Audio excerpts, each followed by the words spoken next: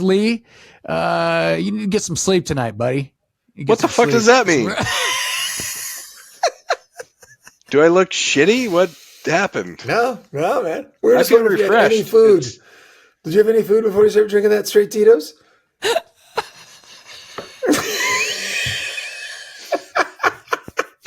Recorded live from Studio 12A in sunny Phoenix, Arizona. You're listening to the Josh and Friends Podcast. Thank you for tuning in to the Josh and Friends Podcast. I am your host. My name is Josh. And this week, we are here to discuss the 90s. The year is 1994. And some of the top movies include Forrest Gump, Pulp Fiction, and The Shawshank Redemption. The TV show Friends premieres on NBC and becomes an instant hit. And O.J. Simpson goes on the run from the cops in his Ford Bronco. But we are here today to talk about the year in rock. And joining me in today's conversation are two of my good friends who I actually graduated with. And we'll be discussing our top 5 favorite rock albums from 1994. So let's get right into this and help me welcome back to the show, Mr. Lee Olson and Ethan McDonald. Woo! Gentlemen, Happy New Year. It's about fucking time. 24. That was amazing. What just happened behind me? That was impressive. What did you do? I didn't do anything. I just went like this, and then all of a sudden, there was like lights behind me, like it was some sort of rave or a goddamn magic act. I don't know. I mean, that's kind of like your wedding. Do you remember the lightning bolt at your wedding? Oh yeah, Oh, that was God awesome. was coming for us, boys. That was awesome. He knew that we were all imposters in his house. Is there anybody except who... we clearly weren't. Otherwise, We made it through. Speak now or forever hold your peace. God was blessing it, maybe. like- That's an or Thor. I don't know. you did. Look, clearly you did okay. All right, guys. Well, hey, today we're covering the top albums of 1994. Rough year So- to pick. Hey, listen, the year, like we did one last year, which is 1993, and this one is vastly different than 1993 because it's a far better year in my opinion. This I don't know could have about been you guys. a 5-hour episode. This could It be might so still be. Let's Well, hope not. Once again, But also it's like- super logical. Like, also, I think we're probably going to end up with the same top 3. I don't know. We'll see. We will knows? see. We will What's see. I interesting think is that I don't know. I don't think you're gonna get mine. But Ethan of 1994 would have picked a vastly different 5 albums than the Ethan of 2024. So, okay. just knowing that Mine there's is some that are slightly similar, different also. but there's like you Let's gotta get remember right what a into this, metalhead- guys, because we have a lot to Yeah. cover. We have a lot to cover here, so let's get right into this. So what we're gonna do is we have decided to increase our list of top 3 to top 5 because 1994 is so strong. And then we're going to name off our top 4, each one of us. And then we're going to do our runner-ups and then right into our top favorite album. So let's start out with Ethan. Ethan, let's start out with you, buddy. What do you have for your top 5 album of 1994? All right. Well, the 1994 Ethan would have picked Suicidal Tendencies, Suicidal for Life, but not great. 2024 Ethan. Great choice. You know, and that album was great, but that album also, like, it's a lot of like covering of their early albums and everything too. So really it was just reprising and re-recording with the kind of a new edge. So the Ethan of today, just when I go back, because I wasn't into this band in 94 as much as I am now, like the Weezer Blue album is just, because to me, like we said before, this is like, how strong is the album from start to finish? If it's only got 2 or 3 great tracks in it and then the rest of it are kind of just filler, it's hard for me to put them on this list as the mature Ethan would here and now in 2024. The 94 Ethan would have given no squirts of pee-pee about that. It would have just been like, well, does this song kick ass? Does this album kick ass? Does it melt your effing face? But yeah, so definitely Weezer, because that Blue album is just amazing. And like I said, like I even have to admit, when I saw the video for Buddy Holly and some of those things, like I couldn't help but like it. I wanted to pretend I didn't like it, but it was just awesome. I mean, even that stupid sweater song that drives me insane. Yeah. It's like it gets into your head, and before you know it, you love it. It's just, that was just such a good album. The star of those videos back in the day was Matt Sharp, who he only lasted like 2 albums with them, and then he went off to do remember the Rentals? They were like I don't. One so and a that half was a good choice. Kinda. Yeah. Well, yeah, it's kind of the first album kind of sounded like, Weezer. So won't you tell me my future? He's the guy that's always making the faces and stuff like that. He's the guy that's in that. Anyway, great number 5 choice. Lee? I got to go with both of the things that Ethan said. I mean, I have to acknowledge them. The Suicidal album was rad. And there is a difference. There's a difference between high school us and today us, because I think universally we're probably less angry. I think I wouldn't have wanted to say that I liked Weezer, but I did. Jonas or whatever that song is. I love that song. I listen to it all the time. I think it's great. I've seen Weezer in concert. They're awesome. It wouldn't have made my list in 94. Suicidal would have been closer to the top. My corollary to that is 9 Inch Nails. The super angsty, hurt like that. That would have been on my list in 94. Now it is not. Now it's an album I listened to in 94 and everybody in the fucking world did. And it's not quite rock, but it still fits. And I need to put it on the list. Hootie and the Blowfish, Cracked Review. Wow.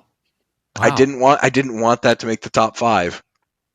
It belongs in the top 5 of 94. It was a massive, massive album. I don't know how you can do an album from 94 and not include it. Hold My Hand, Let Her Cry, Only Want to Be With You, Time. We're coming out of the kind of early 90s with super angsty, super pissed off, everything, which we were in 94, I think, universally. Except Hootie. You know all the songs on that album, right? So Lee, I just want to say this.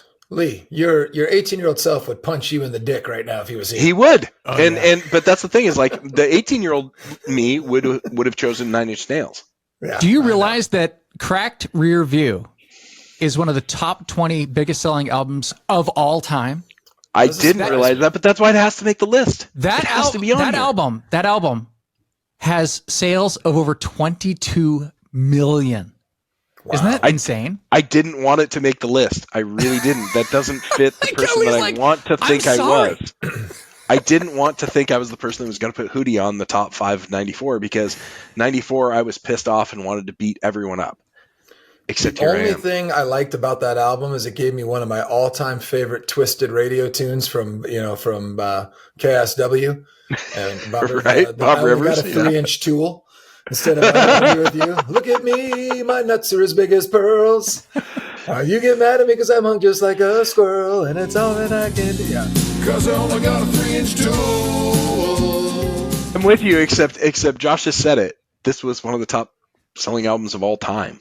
So all the everybody, I didn't want it to be on the list. Hey, listen, I can identify with it because in the song he goes, and the dolphins made me cry. All right. My number five is actually the same as Ethan's. The Blue Album by Weezer. All right. Saw that coming. Yeah. So this album, I think you guys kind of both said it in your selections, but it kind of signaled a big shift in rock music in the 90s because things were very dark. You're kind of like heavy with all the grunge and the metal and stuff like that, which is great. I mean, it's fantastic. And then this band came along and, it's produced by Rick Ocasek of The Cars. And it's like one of those albums that just had those great catchy tunes that, super poppy, silly lyrics, funny videos like you mentioned. And yeah, like how can you not like songs like the Sweater Song and Buddy Holly and Say It Ain't So and My Name is Jonas, like Lee said. It's just fantastic. And you know what? It also reminds me of, Lee, the Holiday song, Heartbeat. Someone used to play that at GRCC every day. And I'd be like, fucking song again. And I'd be like, I like it. It's not like a song I hear all the time, except here. But anyway, so that was my number 5 album. You guys aren't wrong. I thought about putting it on there, but Yeah. Okay. You chose Hootie and the Blowfish over I did. the Blue But Album. Okay. Weezer was in my sort of list. realm. I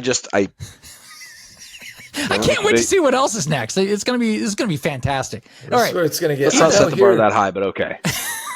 Here's where What is I your number clearly four, am Ethan? going. I'm going to clearly probably diverge from you gentlemen. I'm guessing just because of my metal background, and you guys like some metal, and clearly I made you listen to this stuff when we hung out together.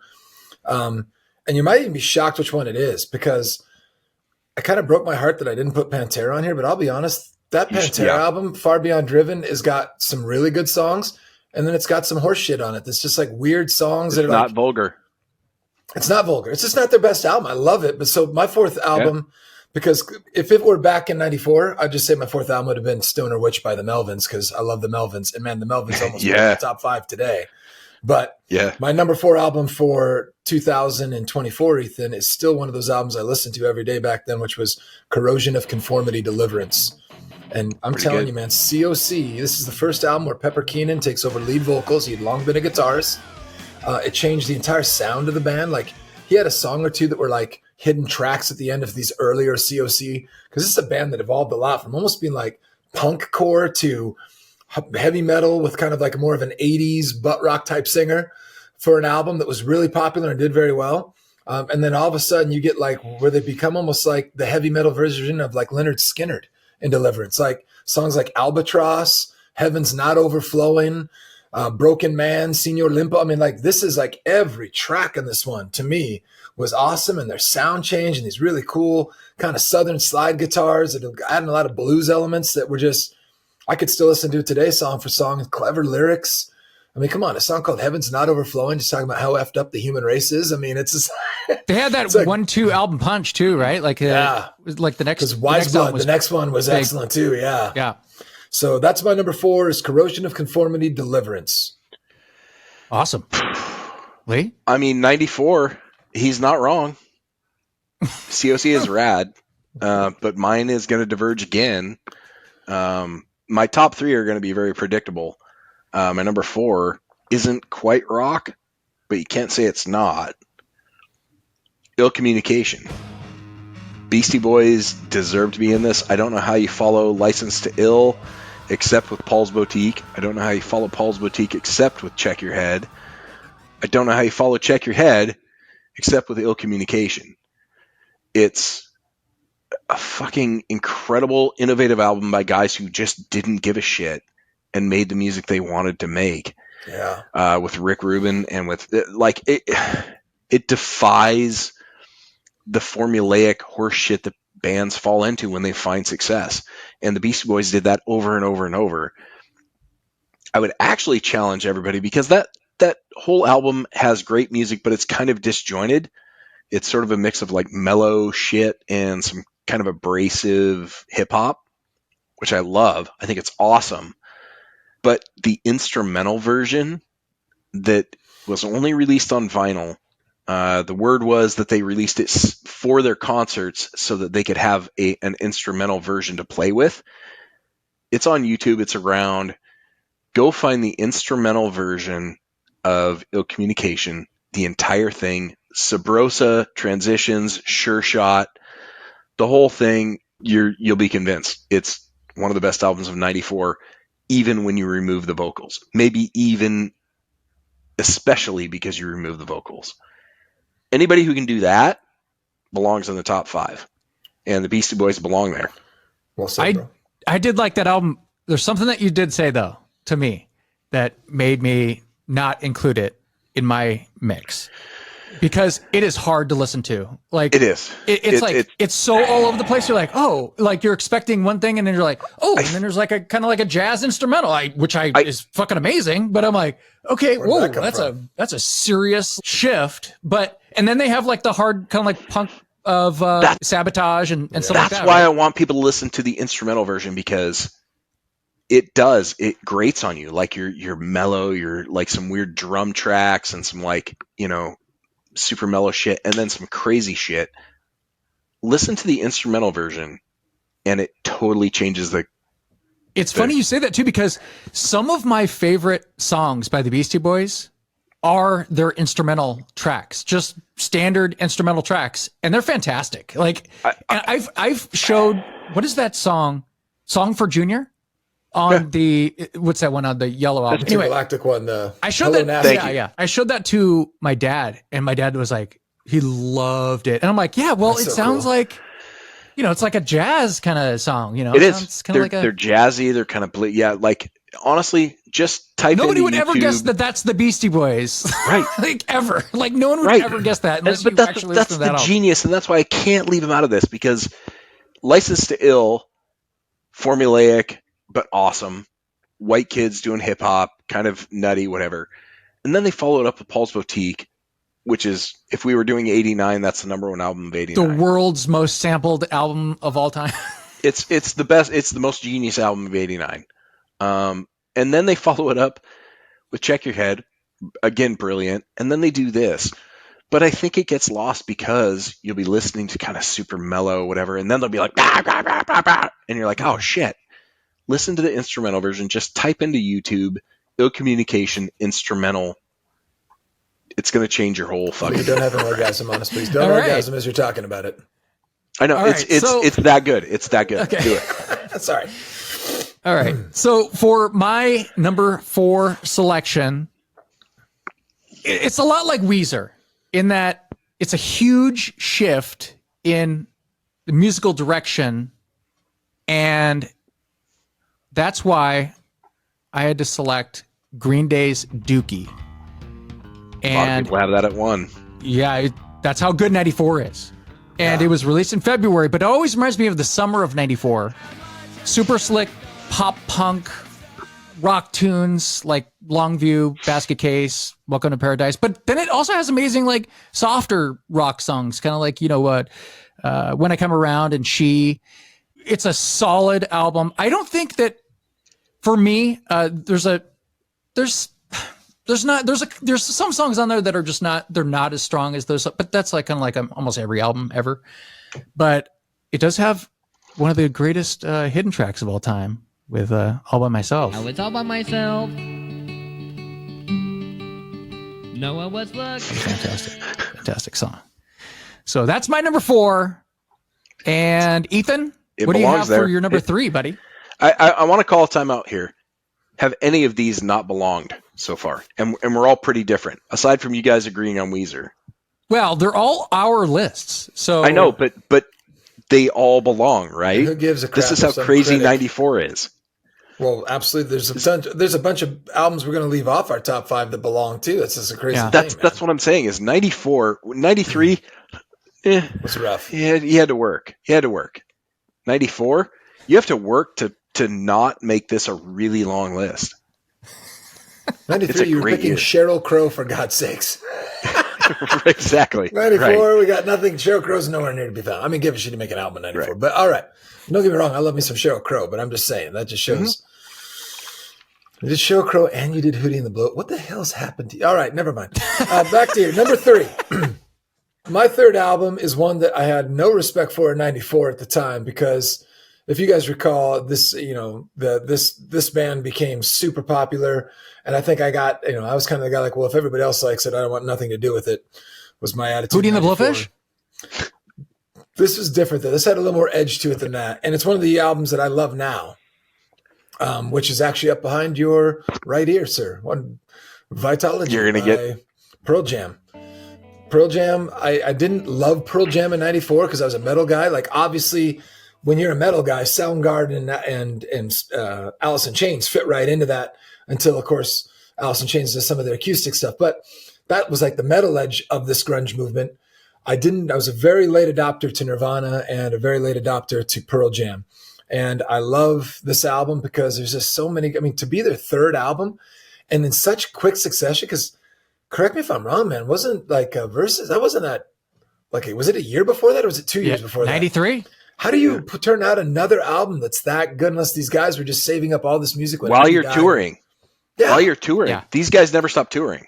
Because there's parts of this album, like, I think song for song across the board, it might be a little bit stronger than Versus, in my opinion. Versus has some great tracks, but I don't know that it's as strong as it just kind of blows me away just how prolific they were. It kind of makes me just mad at myself that I was just such a judgmental douche that I didn't give this or Nirvana probably the listen they deserved in 94 when I was 18 and an idiot. You know, I'm remembering this is our year that we graduated high school. So yeah, I love this album now, and Eddie's voice is incredible. I just love what Mike McCready does on guitar. There's songs that just highlighted all over. I mean, just it's a fantastic album. And so, yeah, my third album is Pearl Jam Vitology. Lee, how about you, buddy? We're at number 3. Yeah, This one math. belongs here, but it almost belongs in 92. This is the continuation of Sap, as far as I'm concerned, but this one's crazy. This is Jar of Flies, Alice in Chains. It's a fucking phenomenal album that should have never happened. So these guys came off the road after touring for almost 2 years. They found that their house they'd been evicted from their house. They made a deal with a producer on the road who booked time at London Bridge Studios. They went and lived at the studio, and they told him, "Hey, no worries, we got material." They had nothing written for Jar of Flies. This was their audition essentially for Mike Inez, because they had fired Starr during his drug shit during the tour. Mike Inez was I think he was for Black Sabbath or someone at the time. This was them coming off the fucking tours from Facelift and Dirt that never really stopped, right? And they were super loud and super fucking amped. They came into the studio with this dude. They'd gotten evicted from their house in Seattle. They came home after years of touring. They're like, fuck, we don't have a place to live. We'll stay here. We don't want loud. We want quiet. And we want to see what this new bass player sounds like. They didn't expect to release any of this shit. They didn't fucking write it. They recorded over 10 days. And this is what came out. And it's fucking phenomenal. And it shows the genius of Jerry Cantrell. I think Cantrell is on display in Jar of Flies more than anything else. Lane is kind of buried, honestly. Like, most of the songs are pure Cantrell, but it doesn't matter because it's Sap from 92 that we all wish had been 25 songs. And this is too short to be the best album of the fucking year. If it had been Sap plus this, it's the best album of the 90s. But this is Alice in Chains coming off the road, recording shit because they didn't have anywhere else to live in 10 days with music they didn't write beforehand, trying to be quiet because they were sick of the loud. And it comes out as fucking Jar of Flies. Get the fuck out of here. Get the fuck out of here. Get the fuck out of here. These guys can come off the road with no plan and record Jar of Flies. It would be number 1, except it's 7 songs or whatever, 6 of which are fucking brilliant, and then the final one, Swing on This or whatever it is, a fucking afterthought. Every other song on that album is it's classic. All right, I love Jar of Flies, fantastic. Alice in Chains, probably my favorite band of the 90s. So you definitely do not have any arguments with me. All right, so sitting at number 3. At number 3 for me is one that really blew me away when I first heard it, and you guys might be shocked that this isn't higher for me. But it's always been my favorite album of theirs. Don't say it. I think this is my number 1. And that is Soundgarden Super Unknown. And I always found that the music on this album is more complex than their previous records. The lyrics were super dark. I mean, dude, it starts off with "Let Me Drown" and it ends with like suicide. I mean, come on, like that's crazy, right? And in between, there's like some crazy dark songs too. But the album received tons of airplay in Seattle and all over the country, rightfully so. I mean, the songs are fantastic. Fell on Black Days, Spoon Man, The Day I Try to Live, and of course, Black Hole Sun. My least favorite song on the album, but okay. The what? The least favorite song on that album for me. Wow, that's fucking crazy. Okay, the one thing that kept me from putting this higher is that song for song, I don't think it's as strong as their previous album, like song for song. Even because like even the album tracks for me are like they're all super like strong in my opinion. But I do think that the songs that are really good are better for me because of the song structure for these particular songs. So that's why I have this album as my number 3 selection on this list. So definitely probably gonna get some disagreements on this, but okay, that's my. I mean, you guys are ahead of me. We'll talk about both of these. Yeah. For me, in a minute. Yeah. So Ethan, what do you have for your number 2? My number 2 is Super Unknown by Soundgarden. Okay. For the reasons that you kind of mentioned before, like just an amazing album. And to me, some of my favorite stuff was the stuff that didn't get radio play. Like I like Black Hole Sun, thought it was a super cool song, and Spoon Man, cool. You know, Fell in Black Days. I mean, come on, that song that wrecks you, man. That's a beautiful one. Mm-hmm. But when I watched Chris Cornell on his songbook tour at the Paramount Theater, took Sarah. Sarah loves Chris Cornell. Like this is like if she had a hall pass and he was still alive, I'd probably be okay with that. She just loves Chris Cornell. We saw him on that songbook tour, and he sang an acoustic version of Like Suicide and explained that it was about a bird hitting the window in his apartment. And he just wrote a song in like 5 minutes about this bird that hit the window and broke its neck. And he had to finish it with the bird. And once you understand it and you realize that's what he's saying, it's pretty obvious when you read the lyrics, like, oh yeah, that totally makes sense. But it's just like this beautiful, painful, like, I don't know. It's just, I mean, as we've already talked about in so many pods prior, this guy writes poetry for lyrics in every song. I mean, this guy's a poet on top of this incredible musician, but it's just, what an unbelievable album. But like you said, to me, it's still not my favorite Soundgarden album. And for 94, in terms of like every song listenable, because once again, for me, it's the complete album. It's not as strong as what, in my opinion, I put at number 1. So love this album. Ties so many memories. Talk about songs I heard all summer. Like I can still hear Black Hole Sun and remember laying on the tarmac at Hoop It Up with Brent Kipling and Jimmy Parkinson and Brian Lane, because we were in a 3-on-3 basketball tournament out at this like naval base, and I'm just sitting there at Magnuson Park.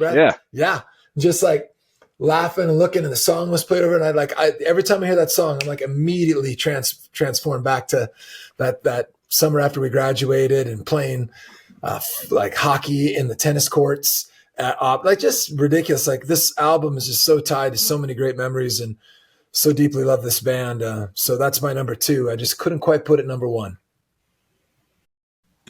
My number 2 is Vitalogy. I think I didn't want this one to be here either because Pearl Jam, I don't know, you're 94, you're all pissed off. I wanted to be Pantera. I wanted to be fucking pissed off and beat people up and angsty and Tool and fuck. Except 2024 Lee. Dude, this album is them declaring that they don't give a fuck about pop. They don't give a fuck about 10. They don't give a fuck about verses. They don't give a fuck about what you think or I think. They're going to play music that they like. Spin the black circle, dropping the needle on the record, listening to music, loving music. It's not about you. It's about us and the music we like. Not for you. Holy shit, a 6-minute song not getting played on the radio in 94. And I love that they Not played for that you. SNL. On SNL, Yeah. That song was so freaking awesome because that just like summed up the 90s and grunge for me in general. This is not for you. This is not for you. This is us doing us because we want to do what we do. And then a bunch of fucking weird, awesome Pearl Jam love songs. Tremor Christ.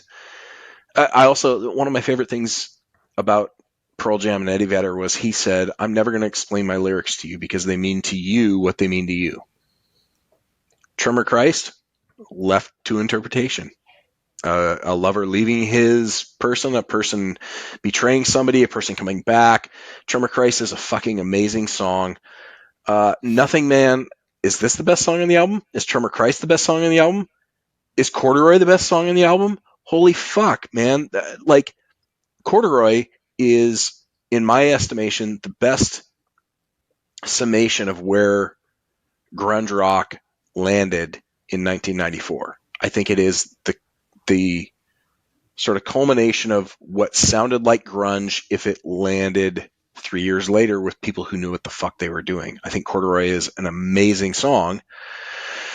I think Better Man should have been on 10. The album is fucking incredible. I wanted it to be out of my top 5. I didn't want it to be here, but it is. It's fucking amazing. It's an amazing record. And pissed off 1994 high school angsty Lee would not have put Vitalogy on here. I was pissed. I was pissed when I turned it on. I was like, fuck this record. It's not 10. It's not Versus. Fuck this. Except here we are. That record's fucking rad. It's awesome. All right, so the album that I have sitting at my number 2 spot was, I almost cut it.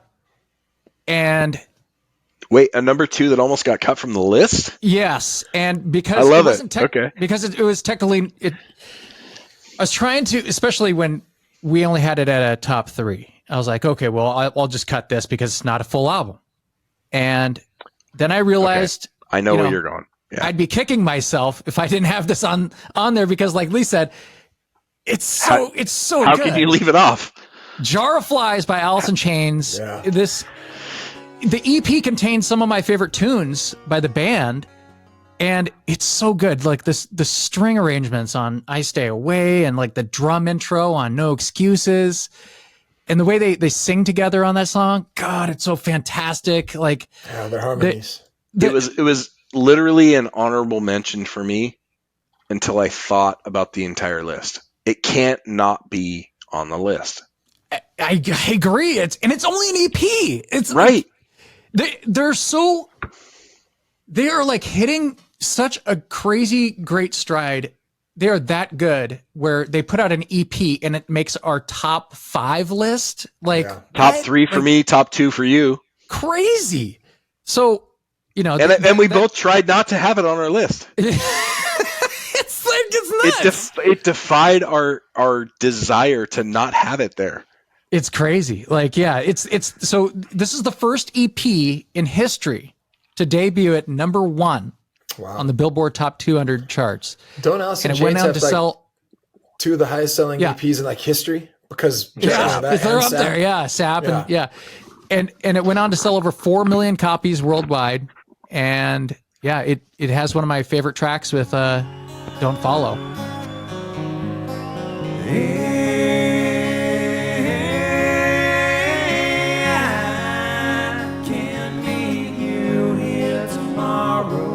Don't Follow on it. Yeah, I just, God, it's so good. I'm like, every time I hear that song, I'm like, how do people not talk about this song? It's so good. Like, that's the song I always say this.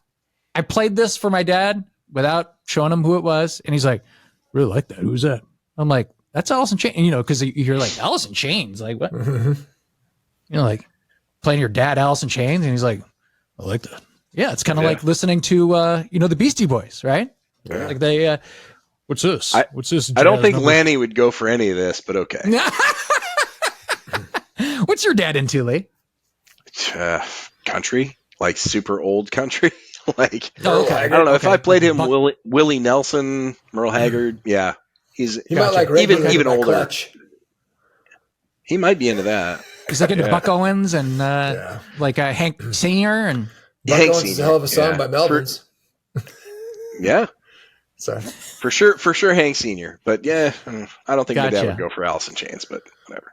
Okay, so now what we have here is we have some runner-ups, and then you're going to name off your runner-ups, and then just slide right into your number 1, right? Okay. So, I'll slide Ethan, what are your your runner-ups, or your alternates, or whatever Lee wants to call it? And then, first off, number 1. My 94 Ethan would have had runners up be bands like Prong Because, dude, Cleansing, Yeah. Snap Your Fingers, Snap Your... I mean, that's just such a great metal album. There was so much great metal in 94. Megadeth, Euthanasia, like, not the best Megadeth album, but Megadeth is pretty awesome. And, like, Train of Consequences, there's some kick-ass songs on that. Ethan, Slayer, yeah. That album, Euthanasia, Yeah. maybe the best cover of that That's year. true. Great cover. It's a fantastic cover. Great cover. Slayer had an album called Divine Intervention, which really, as far as Slayer goes, is not the best, but I love Slayer about that time. Though, for any of you out there that are fans of the series regarding Jeffrey Dahmer, if you watch that, I think there's a song on Divine Intervention with maybe the most chilling lyrics I've ever read. I didn't even realize it was about Dahmer at the time. It's literally called 213 after his apartment. Wow. And it is like one of the creepiest things ever. So do yourself a favor if you're into that sick crap and go look at the lyrics to this song because it will give you nightmares. It is nightmare fuel. So those would have been in my 94. Also on there, obviously, like I think I probably would have had Far Beyond Driven as my number one in 1994 because I love Pantera so much, saw them live so many times. Sadly, they didn't make the top 5 in 2024, Ethan, just because, once again, that album is not a complete album. And so 2024, Ethan, and I know you guys will be pissed at me. I don't care. It's not a full album. Jar of Flies. Because like, I know we've already sang all of its praises. I absolutely love every song on that. Even the weird thing that, swing on this at the end, like there's just something just fun about it. But to me, it just shows like you guys already touched on, the musical brilliance of this band. From the harmonies that probably at that point, a very drugged out Lane could still master with Jerry. Not only that, the fact that you have these incredible acoustics with some great rocking things like, I'm sorry, Rotten Apple might be one of the most heartbreaking songs I've ever listened to. Like it just invokes such pain and emotion and just makes me thank God I never got into drugs and that we were all such straight edge dorks like we were. God bless America, because the songs like that, like the pain of that song. I mean, I could listen to every song on that. And like you said, Lee, to be fair, maybe you put it together with Sap, but just the fact that they could do that, they could go and make arguably Dirt, which might be one of the best albums ever. In 92, I mean, just song for song, complete. Not to mention Facelift is just incredible. I mean, like, how can you be so kick-ass, so amazing, and then come and pull this acoustic stuff off and make a guy that was a metalhead unapologetically go, I love this. Even in 94, I love this. It was on my list of the top 5 albums. Even if I was trying to think like, what would I have ranked at 94? Just to try to see what was on both lists. And it was one of the ones easily, along with Super Unknown, and it's just such a good album. So I don't care that it's 7 songs. There's plenty of full LPs that are 7 songs, and they don't make as much impact as these 7 songs do. So, I mean, it's just, to me, Jar of Flies and everything that, obviously my love of Seattle, but the love of grunge. I mean, to me, this could be maybe one of the most pinnacle, best albums of it all. The honorable mentions that I had for 2024, Ethan, would have been everything from that Green Day album, because that was incredible. I almost put it instead of Weezer at 5. I really couldn't. I could flip a coin either way, but I just listened to the Weezer one more than Green Day. Green Day, to me, sadly, just got overplayed. So I kind of got tired of it, even though I can't argue there's a reason it got overplayed. It was a really damn good album, right? Like those songs were awesome. I had Ill Communication because I love Beastie Boys and all that. And Sabotage, just that might be one of the greatest videos I've ever seen in my life. I still see all those jackasses running around like 70s cops. I just love it. Beck Mellow Gold, because Beck might be one of my favorite artists that has just evolved and changed. And that album was so strange. Like, I also had to throw that in for Johnny Racage, because I know Johnny Racage had Beck Mellow Gold probably like top 3. No, and that's that crazy son of a bitch. So, well, remember, Ween came out in 94 though too. True. And that, 9 Inch Nails now, because I really into him, but I'll be honest, Downward Spiral is probably one of my least favorite albums by 9 Inch Nails, as strange as that is. I know it's the one that kind of made them Pretty Hate Machines. Hit. Yeah, but just the one they even made in 1999 after that was so much better. Mm-hmm. It's like a double album. It was crazy. But yeah, just there was a lot of great stuff in 94, but none of it to me was as good as Jar of Flies. It's my number one. Awesome. He's not wrong about Jar of Flies. I mean, how can you not have it on the list? It should have been on. I don't know. I don't know how I can go. I also get the reason why you guys kind of didn't want it, because it makes sense. It makes sense what you guys are saying. But if it was 12 songs, it's the best album of the decade. Oh, but it's so good. It's so good. God damn. Yeah. I almost so wish anyway, they would take in the few songs from their Alice in Chains, the follow-up, the self-titled, and just take the best couple tracks off of that and rammed it with this. That would have been one of the best albums. Because they could have done that. But then you wouldn't have anything in 1994 to listen to. True. We needed anything that. new Right. in 1994. Right. So anyway, no, I love that. I love that Jar of Flies landed at number 1 because it went from my also ran list because it's so short to in my top 3 because it belongs there. I'm glad it's number 1 for you. I'm glad that one of us has that at number 1. It belongs there. It belongs at number 3. It belongs in also rans. Fuck 94. To the runner-ups for me, I picked the ones that I liked. Obviously Weezer belongs there. Obviously Pantera belongs there. There are some bands that belong there because the fucking albums are awesome. I picked the ones I liked, and I only picked 3. I picked Offspring Smash because it was an independent record. It was fucking gasoline, dude. It was just pure fucking throttle. And it's still one of the best shows I've ever been to. When we went to was it Mercer Arena or Key Arena? I don't remember. Mercer Arena. Arena. And I tell people that all the time. Some people like scratch their head, and I'm like, dude, it was the most fun I've ever had at a concert. Oh my God, that was the best. That's awesome. It was the most fun I've ever had at a concert. It's not the best concert. It was fucking musically terrible. No, it's far from the best. But fuck, man, when they came out and he started spraying like a fucking super soaker on the crowd, and they're like, "Yay!" And then he brings the fire hose out and starts shooting people in the back, and he knocks some ceiling tiles off. The fucking fire people have to come out and tackle the dude. Like, Noodles is so fucking drunk he can't even play. And then they play Bad Habit, and the whole place fucking loses their mind. Pretty Fly for a White Guy coming out, like all like. Dude, that show was the most fun I've ever had at a show. It was complete insanity. Yeah. Smash belongs somewhere in 94. It's not the best album. It's bad production, but it's also punk. It's supposed to be bad production. It was independent. Fuck. It's so runner up. Smash, Offspring. My 2 favorites though, Sponge, Rotting Pinata. Nobody knows who the fuck that is. That album is awesome. The entire fucking album is rad. It just got fucking buried. It got buried by all the good shit. If you want to go listen to a good fucking 1994 album, listen to Sponge, Rotting Pinata. It's a great fucking album. Also, Toadies, Rubberneck. I love the Toadies. They sort of got buried. They had a couple little hits here and there. There are some great songs on that album. I mean, Tejas Grunge. Yeah, it is, but That's the crazy though, thing man. is they're better. This is 2024 Lee speaking. Go listen to the Heretics album from 2015. They remixed a bunch of their old shit. One of my favorite song from the 94 Rubberneck album was Tyler.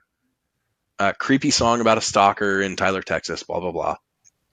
Listen to the 2015 Heretics version with a mandolin. It's the most beautiful remix you will ever fucking hear. It is interesting. Fucking incredible. I can listen to that today and just I stop whatever I'm doing. If Heretics Tyler comes on, listen to the first one first. Listen to the 94 version off Rubberneck, and then listen to what they did to it in 2015 with a mandolin and a fucking. It's beautiful. Anyway, I'll definitely check it out. I Come From the Water. Those are my. I Come From the Water was on Black Sheep. I mean, one of the greatest movies. Yeah, totally. I come from the water. Yeah, exactly. The Toadies they're rad. I love them. They're weird. The singer isn't that really classically great. He's kind of straining, whatever. It's all about weird shit. Isn't he the one that had kind of like a mental breakdown? There's some shit there. There's some shit there. Like most of the songs are about like murdering people. Like not like murder, like, metal murder. Like I'm gonna put you in like Doll Skin. He has a song. They have a song called Doll Skin. Like right. I'm gonna put you in the trunk of my car and it's but it's really great music. So if you want to deep dive, we can do a deep dive on Toadies. We don't need to. Start at 94. Start with the song Tyler on Rubberneck, then go to 2015 Heretics version of Tyler and tell me I'm wrong about the Toadies. Those are my runner-ups. The number 1 album has to be for me not because it's even my favorite. I don't even know if it is. I just don't know how you can do anything other than Super Unknown for 1994. I don't know how you can do it. Soundgarden is... Fuck, how do I say this? Because Alice in Chains was almost my favorite band of the 90s, except Soundgarden was my favorite band of the 90s. That Super album Unknown never left your truck, by the way. Never. It didn't. And I would always kick like, getting into your truck. I would kick CDs, not on purpose, because they'd just the whole floor with CDs. Right. And that would always be one of the CDs that would be like kicked around like on the. So here's the thing about Super Unknown. It's not even my favorite album by them, but Bad Motorfinger is. But what the fuck do you do with Super Unknown? Because it is Soundgarden. So when Vitalogy came out, that was Pearl Jam declaring, we're not the idols you think we are, right? Nirvana fucking flamed out saying, we're not who you think we are. We don't want to be famous. We don't want to be this. We are angsty Seattle fucking anti-heroes. And then Super Unknown comes out, and it is a coming out party for Soundgarden saying we belong at the top of the fucking world. This is the evolution of what we've been doing the whole fucking time. We belong here, and everything we've been doing leads to this. And everything on that album is them declaring we're fucking it. That's an awesome way to put it, because at that point in time, they were like not to the level of everybody else, like within the popularity of the country, and that put them right there, man. Like that album right there. And it's them being comfortable with it. It is them it is Chris Cornell coming out. It is Kim Thayil. It is the whole fucking band saying, we're it. We're not rejecting it. We don't deny it. We're fucking it. And they fucking backed it up, every bit of it. And I don't know how I could put anything else other than Super Unknown on this list at number one, especially because, and Ethan mentioned this, I almost said this when he said it, Like Suicide is the most beautiful rock song I've ever heard. Full stop. Great way to end an album too, by the way. Yeah. I had that in mind. I was like, God, it's so fantastic. But the entire song, the entire album leading up to that is them declaring, we're not rejecting this. We're here. We're it.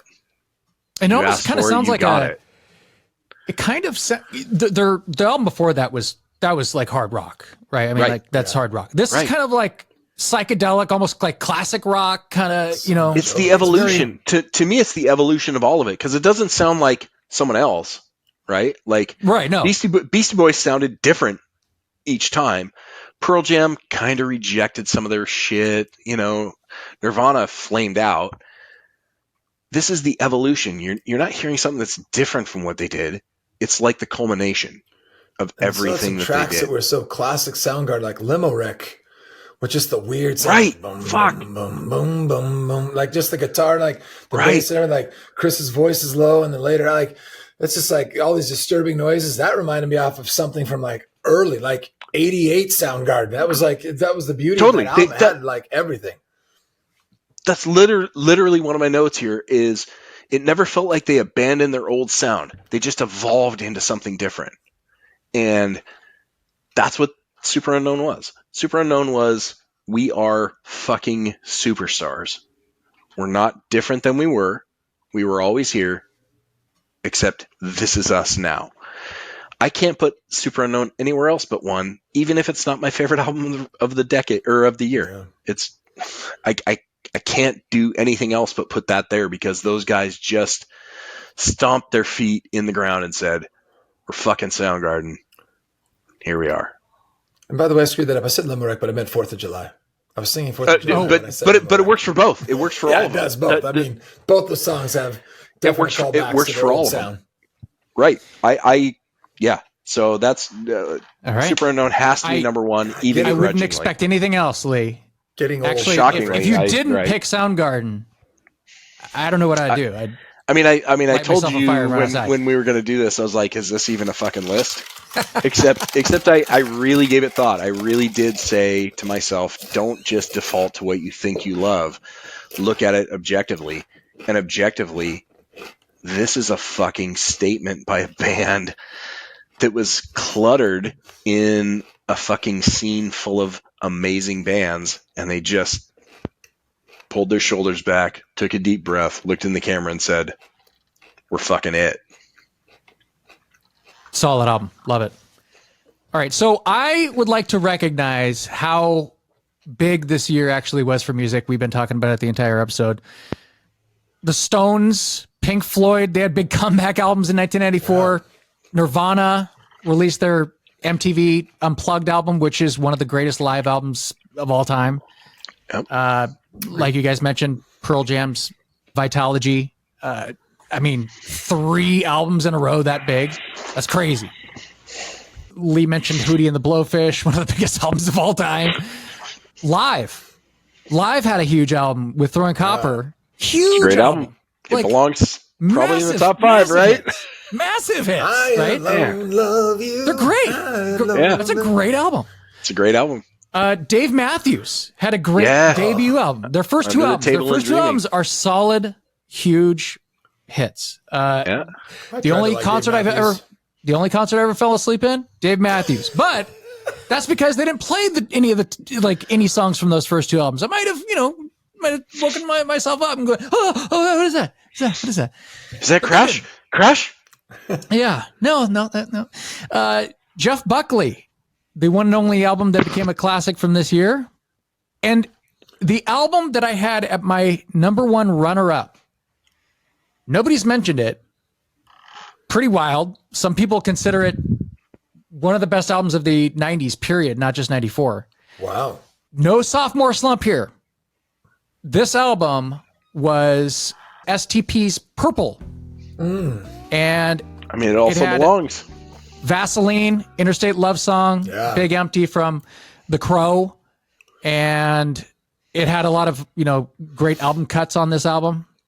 I was going through it and I was like, even the album cuts are like pretty solid songs that I heard on the radio as well. So that was a pretty big, even they used that one song, Lounge Fly, for the MTV News.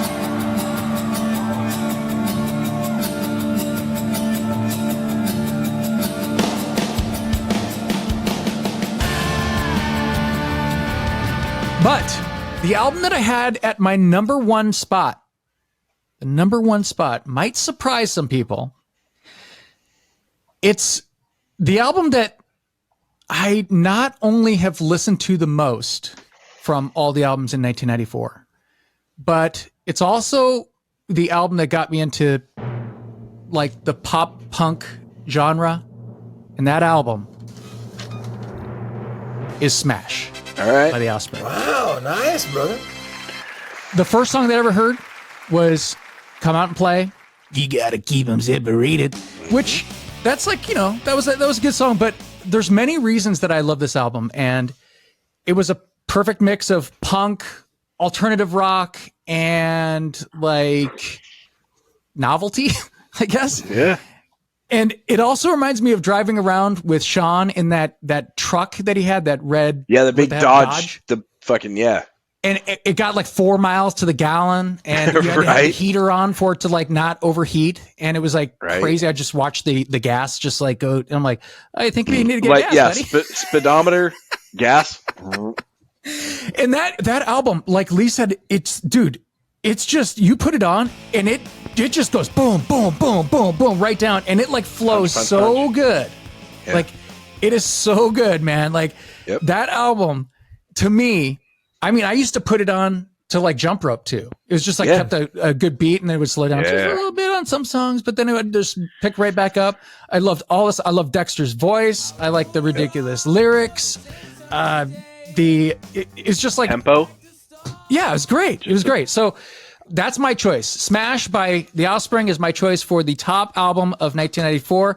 Probably nobody's top choice for 1994, but you know what? These are our lists, and this is how I feel. So 1994 was a fantastic year and one of my favorite years for rock music, period. What do you guys thoughts? What's crazy is that was a runner-up for me. Not pissed that it's number one for you. Like nothing that any of us mentioned doesn't belong here. And there are probably 20 albums that belong in this conversation that we didn't even bring up. Well, what's crazy too is I think about 93 and how we were stretching to try to include things there. Yeah. Right? Like, and you look at like, there's like compilation albums like Nativity in Black from this Judgment year, or even Night or like something. Right. Some soundtracks that would be better in 90. Like they would have made the list over some of the stuff I kept in 93, but don't even get mentioned in 94 because it's just so freaking jam packed. 94, had 10 more albums that would have made the list. But how do you do it? I'm embarrassed I didn't talk about Offspring because I would have totally talked about Offspring over Green Day. Like I listened to way more Offspring than I did Green Day. Me too. Right. I mean, that's just Green Day also belongs there. That list was so overwhelming, Josh, that you put together. It was so impressively done, but it was so overwhelming to think all that and like trying to vet everyone and go like, well, shoot, man, like because all of them, with the exception of, I'll say, did I just miss the train? It was like under a rock. What the hell did Jeff Buckley? What is that? I don't even know who that guy is, and everybody talks about that album. And I'm like, I don't even know who Riker knew who he is. I mean, so people talk about it more now than they did back then. I mean, it's the best cover. It's the best cover in history, right? Because Hallelujah, what? That was the song that was number one rated. With I never got huge into Jeff Buckley, but I know that some people they literally consider that album one of the best albums, period. Of the 90s. But there are a bunch of fucking Radiohead albums from '94 too. Yeah, Iron Lung. I think we can all agree that none of the shit that we brought up doesn't belong. No. Sure, someone's pissed we didn't mention Oasis, but no, thank you. Yeah.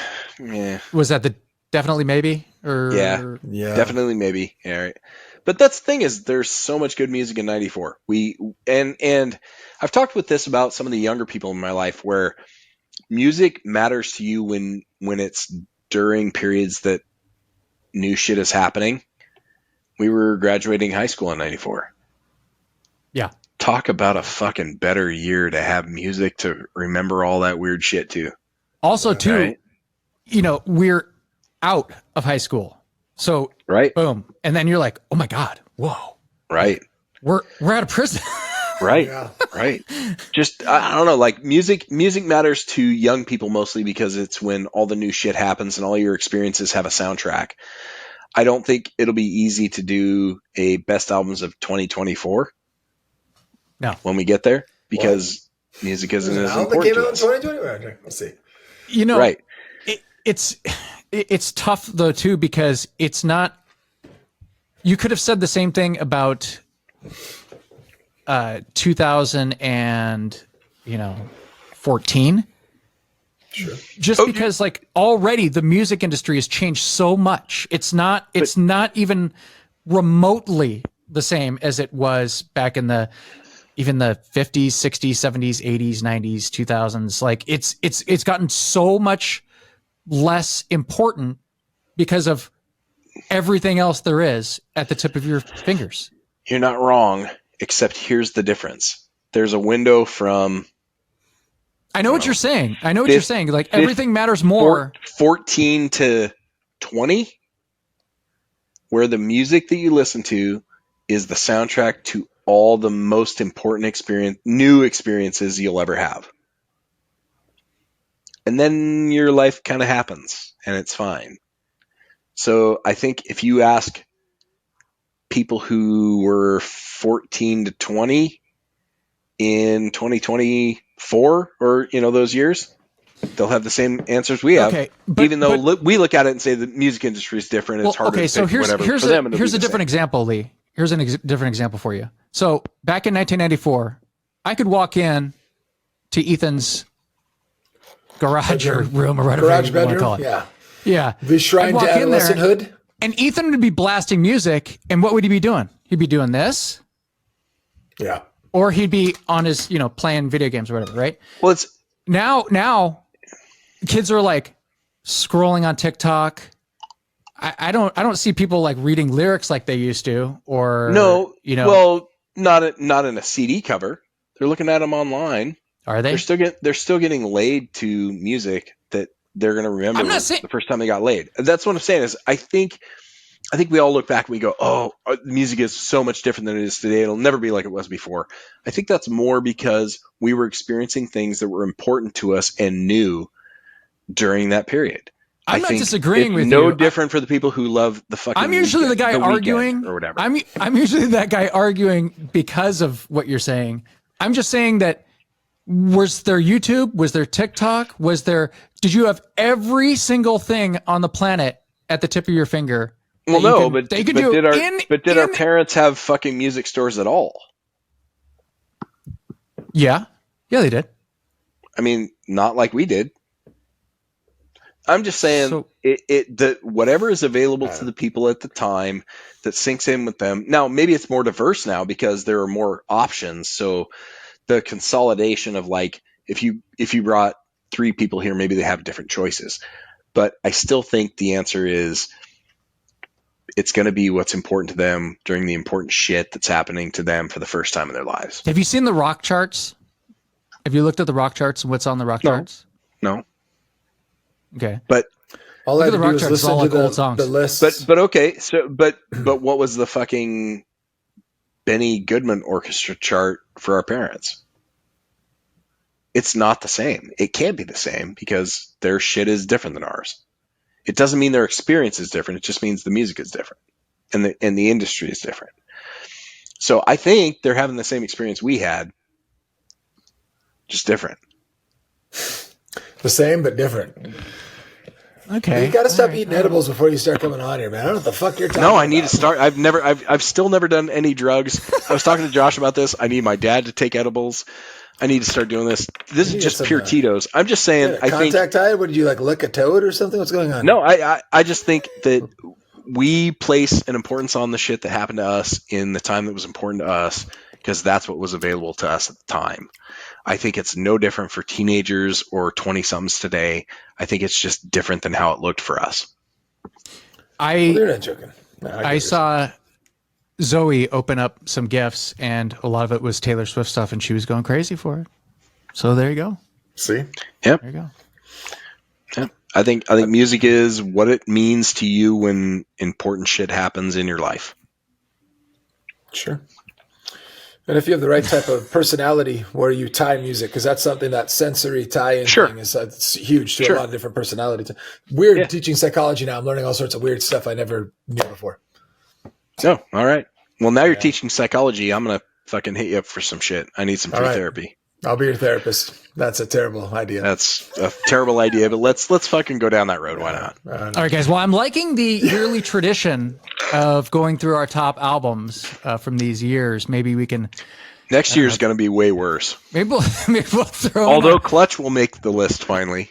Maybe we'll throw in a different decade. Like maybe we could do like 70s or 80s or 2000s. 2005. Cool.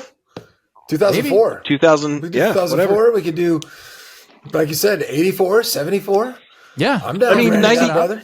Don't deprive me of 95 because that's Clutch. We will, but that's next year. The eponymous album. 2000. You can get your precious Clutch in there, Lee. Just calm down. Calm I mean, down. Ethan's We'll wearing the goddamn shirt.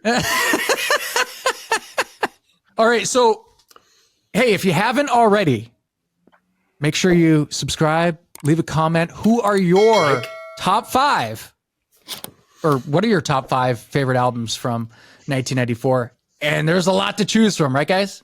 Yes. So way too many. We'd love to hear your opinions. And so any final thoughts before we end this episode, guys?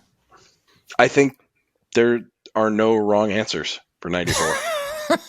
Great year for grunge. I mean, even when you throw in that Nirvana live album, because you said one of the greatest live albums. So yeah, it's converging too. It's like the end of grunge is very near, and then you have all the bands that like are Weezer and Green Day coming up, and it's gonna be kind of like their game from here on out. So I hope Hootie didn't ruin the whole fucking list for everyone. Lee, I love that you picked don't worry it. about it, Lee. Don't worry about it, Lee. I had to. How could it not make the list? Anyway. Hey, it would have been Velasco's number 1. So let's just leave it there.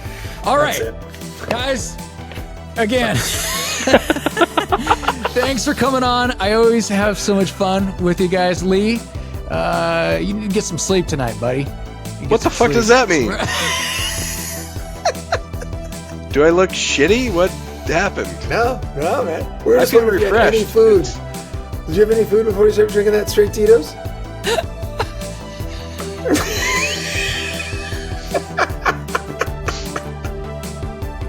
We love you, man. It's All fair. right. It's fair. All right. It's fair. For It was pretty Ethan sad. McDonald and Lee Olson, I'm Josh. And as always, thank you for being a friend.